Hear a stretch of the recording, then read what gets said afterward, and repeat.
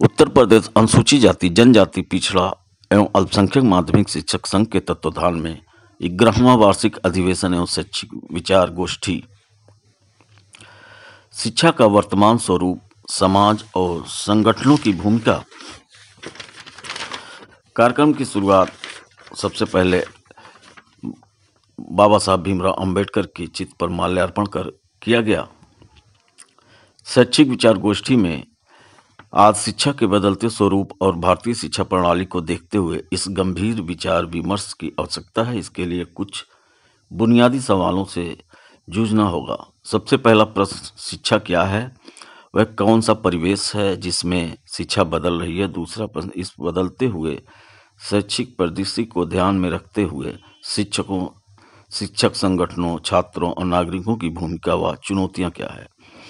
शिक्षा शोषण मुक्त देश समाज के निर्माण के लिए एक बुनियादी शर्त है जो हमें विविध तरीके से सोचने, न्याय, अन्याय व हर तरह की गैर बराबरी को समझने की दृष्टि प्रदान करती है तथा लोगों को अन्याय, असमानता, अशिक्षा, शोषण, अंधविश्वास, कुप्रथा के विरुद्ध संगठित हो संघर्ष करने की प्रेरणा प्रदान करती है। शिक्षा से ही मनुष्य का जीवन समृद्धि, संबल और उन्नत होता है। आज़ादी की लड़ाई के लंबे दौर में इस संबंध में अनेक सशक्त आवाज़ें उठी।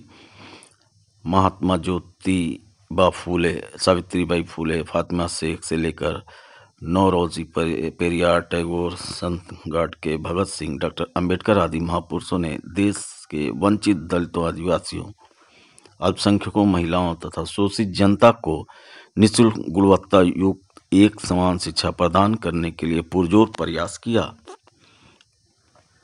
बाबा साहब डॉक्टर अंबेडकर ने तो अपना संपूर्ण जीवन महिलाओं, वंचितों की शिक्षा और समानता के लिए समर्पित कर दिया। सदियों से शोषण और दमन की जंजीरों में जकड़े गए आवाम के बीच से उभर कर इन्हीं अपनी गरिमा और आज़ादी को हासिल करने के लिए संघर्ष का रास्ता दिखाया। बाबा साहब का यह उद्घोष करोड़ों लोगों को आवाज़ भी प्रेरित करता है। शिक्षित बनो, संगठित हो, संघर्ष करो। आज़ादी के बाद उम्मीद थी कि शिक्षा व्यवस्था में आमूल चूल बदलाव इस समृद्धि विरासत और आधारित होगा जिसकी अनुकूल संविधान की प्रस्तावना में है, जिससे देश में एक लोकतांत्रिक, धर्मनिरपेक्ष, समतापूर्ण, न्यायपूर्ण व प्रबुद्ध समाज के निर्णय का संकल्प लिया गया, जहां प्रत्येक नागरिक को समाज में गरिमामय स्थान प्राप्त हो। लेकिन विडंबना यह है कि आज़ाद मुल्क की शिक्षा प्रणाली में भी गुलामी के ढांचे को लगभग उसी रूप में निजीकरण के पैरोकार शिक्षा, चिकित्सा आदि के क्षेत्र में बड़ा बाजार बना चुके हैं, जबकि निजी शिक्षा तंत्र और निजीकरण की व्यवस्था मुनाफा आधारित इंसान विरोधी भी है। राष्ट्रीय शिक्षा नीति इस पर रोक लगाने की कोई बात नहीं करती, जबकि यह शिक्षा नीति सरकारी स्कूलों, विश्वविद्यालयों को धीरे धीरे बर्बाद करके प्राइवेट हाथों में पूंजीपतियों को बेचने का कार्य कर रही है। इससे देश के बहुलांश आबादी, दलित, आदिवासी, महिलाएं, पिछड़े, अल्पसंख्यक और गरीब लोग शिक्षा से बाहर कर दिए जाएंगे। उन्हें अपनी जाति आधारित पेशा अपनाने के लिए बाध्य कर दिया जाएगा, जिसका प्रयास वर्तमान सरकार द्वारा लगातार किया जा रहा है। सबसे चिंताजनक बात तालीम में नई टेक्नोलॉजी लाने की है। आर्थिक रूप से संपन्न तबके AI, artificial intelligence, blockchain, machine learning, online शिक्षा, स्मार्ट बोर्ड, कंप्यूटर, सॉफ्टवेयर आदि शब्द सुनकर बड़े खुश होते हैं। एक बार ये ऐसा लगता है कि नई टेक्नोलॉजी का पूरा फायदा बेहतर शिक्षा के लिए उठाया जा रहा है, पर जहां सरकारी स्कूल की फीस तक देने लायक पैसा नहीं है, वहां ये सब न केवल बेईमानी है बल्कि कूड़ मजाक सा लगता है।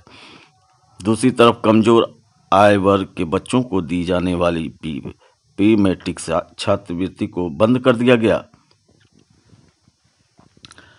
सहायता प्राप्त माध्यमिक विद्यालयों के शिक्षकों को स्वतंत्र और शिक्षा एक अधिकार है या शिक्षा एक बाजार का उत्पन्न है, इसी के बारे में हम लोगों को सोचना चाहिए।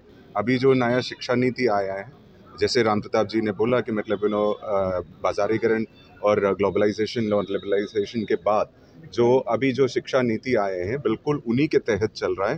बाबा साहेब अम्बेडकर ने मतलब एक ऑलमोस्ट 100 साल पहले जब लेबर यूनियंस के साथ जब एजुकेशन के बारे में काम किया था और उसके बाद जब संविधान बना था, तब जो मांगे रखे थे, तब जो शर्तें रखे थे, वो दोबारा मांगने में हम लोग मजबूर हो रहे हैं। उसका मतलब है जो इस देश की सरकार जो है अपने वादों से मतलब निकल के बाहर आए हैं और मतलब वो निभा नहीं रहा है। और शिक्षा आज बाज़ार का एक उत्पन्न बना है। उसमें शिक्षकों को मतलब शिक्षा लेने वाले बच्चों को ये सबको प्रॉब्लम हो रहा है।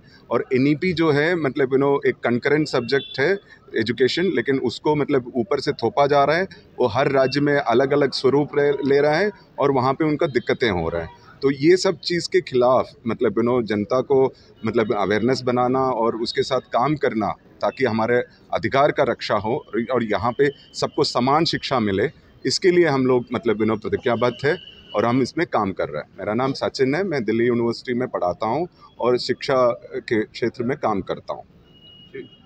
आज मैं अपना परिचय पहले दे दूँ। मैं राम प्रताप राम, प्रदेश सदस्य उत्तर प्रदेश अनुसूचित जाति जनजाति पिछड़ा एवं अल्पसंख्यक माध्यमिक शिक्षक संघ।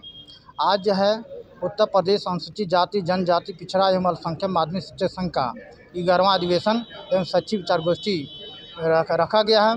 जो विचार गोष्ठी का जो विषय है शिक्षा का वर्तमान स्वरूप, समाज और संगठन की भूमिका पर आज बात रखी जा रही है। मैं आपको कह दूं कि जब से देश में नई आर्थिक नीति 1991 और नई शिक्षा नीति लागू हुआ, तब से शिक्षा व्यवस्था पूरी तरह निजीकरण हाथ में चली गई है। पूरी पूंजीपतियों के हाथ में चली गई है। शिक्षा का बाजारीकरण हो गया है।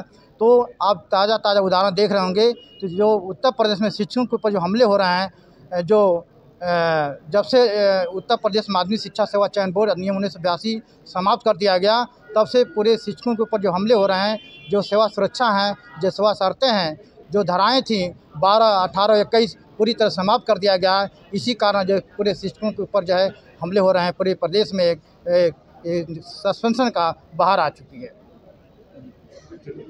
तो इसी को लेकर के आज जो है हम लोग आज कार्यक्रम आयोजित किया गया है और हम सरकार से मांग करते हैं कि पुनः जो है हम लोग की जो सेवा सुरक्षा थी, जो धाराएं थी, धारा 12, धारा 18, धारा 21 को बहाल किया जाए, जिससे शिक्षकों की सेवा सुरक्षा सुरक्षित हो सके और शिक्षकों पर हमला न हो सके। वैसे सरकार ने पूरी तरह से जो है ये जो अधिनियम जो 1982 का अधिनियम हटा दिया है, लेकिन शिक्षक संगठन पूरी तरह तैयार है। जब तक कि अपनी सेवा सुरक्षा और सेवा शर्तें बहाल नहीं हो जाती है, तब तक पूरे प्रदेश में पूरे सभी संगठन मिल करके एक बड़ा मंच तैयार करके हम लोग आंदोलन करने के लिए तैयार हैं। क्या कहना चाहेंगे इस विचार गोष्ठी के दौरान? ये 11वां प्रांतीय सम्मेलन है अनुसूचित जाति जनजाति पिछड़ा अल्पसंख्यक माध्यमिक शिक्षक संघ का। इनकी जो डिमांड्स हैं उनको लेकर के भी ये मीटिंग और वार्षिक अधिवेशन है। तो यही कहूँगी कि देखिए, टीचर्स हैं, चाहे प्राइमरी के टीचर हों, चाहे माध्यमिक के हों, चाहे यूनिवर्सिटी के टीचर्स हों, हम सबकी चिंता का विषय केवल शिक्षा रहता है। और अगर नई शिक्षा नीति में कुछ खामियां हैं तो उनको निश्चित रूप से उसको दूर किया जाना चाहिए। और इस माध्यमिक शिक्षक संघ के माध्यम से जो इनका आज कहा कि नई शिक्षा नीति में खामियां हैं, क्या खामियां हैं? जी, खामियां बहुत सारी है, क्योंकि हम भी उसी एनईपी को लागू हमारे यहाँ भी विश्वविद्यालय में किया गया है। तो जिस प्रकार से दिखाया जा रहा है कि वो कौशल परक है, रोज़गार परक है, तो पहले बेस मजबूत करेंगे तब तो आप रोज़गार की तरफ बढ़ेंगे। यहाँ बेस ही नहीं मजबूत है, उसको रोज़गार परक किया जा रहा है। छात्रों को बहुत सारा ऐसा जो ऑप्शन दिया जा रहा है, जो कि छात्र इंटरमीडिएट पढ़ करके जब आप ग्रेजुएशन लेवल तक आते हैं तो आपका इतना मानसिक विकास नहीं हुआ होता है कि आप जो डिसिप्लिन है उसमें आप चुनाव कर सकें। तो जो पहले पैटर्न चल रहा था वो पैटर्न हमें लगता है कि बेटर है। हम उम्मीद करते हैं कि अगर कुछ संशोधन हो जाएगा तो नई शिक्षा नीति के भी परिणाम बेहतर होंगे। जैसे कि शिक्षा में बाजारीकरण हो रहा है, तो उस पर क्या कहना चाहते हैं? देखिए, बाजारीकरण तो हो ही रहा है, प्राइवेटाइजेशन भी हो रहा है। जो इसका शिक्षा का जो हम लोगों का फीस स्ट्रक्चर है उसको भी बढ़ाया गया है। तो ये कहीं ना कहीं शिक्षा के ऊपर तो एक बहुत बड़ा एक तरीके से कहिए ब्लेम भी हो रहा है कि आप कैसे जो है प्रमोट करोगे शिक्षा को। अगर आपने शिक्षा को ही कंट्रोल कर दिया, बच्चे पढ़ने ही नहीं पाएंगे, तो देश का विकास आप किस आधार पे करना चाहते हैं? आपने नारा दिया सबका साथ सबका विकास, तो किस आधार पे आप सबका साथ लेके चल रहे हैं जब शिक्षा को ही कमज़ोर कर दे रहे हैं, जो कि सब चीज़ का धुरी होती है, बेस होता है, नींव होती है। अगर नींव को ही कमज़ोर कर देंगे तो इमारत कैसे आप मजबूत बना पाएंगे? क्या मांग करना चाहते हैं? मांग तो जो इनका मांग पत्र है वो तो अब आपका कार्यक्रम है कि अनुसूचित जाति जनजाति पिछड़ा अल्पसंख्यक माध्यमिक शिक्षक संघ का जो डिमांड्स हैं वो डिमांड्स ये लोग रख रहे हैं।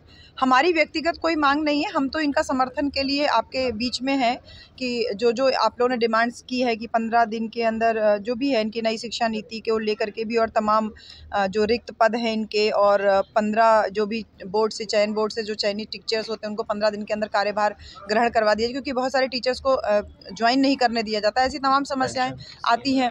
पेंशन की स्कीम्स को लेकर के आता है तो सरकार जब भी चुनाव आता है तो लोग झुंझुना थमा देते हैं, ओपीएस का नारा लगाते हैं, वोट ले जाते हैं, लेकिन एक्चुअली काम नहीं करते हैं। तो जो डिमांड्स आपकी हैं हम समर्थन में हैं इनकी डिमांड्स आप इनसे ले सकते हैं। Thank you.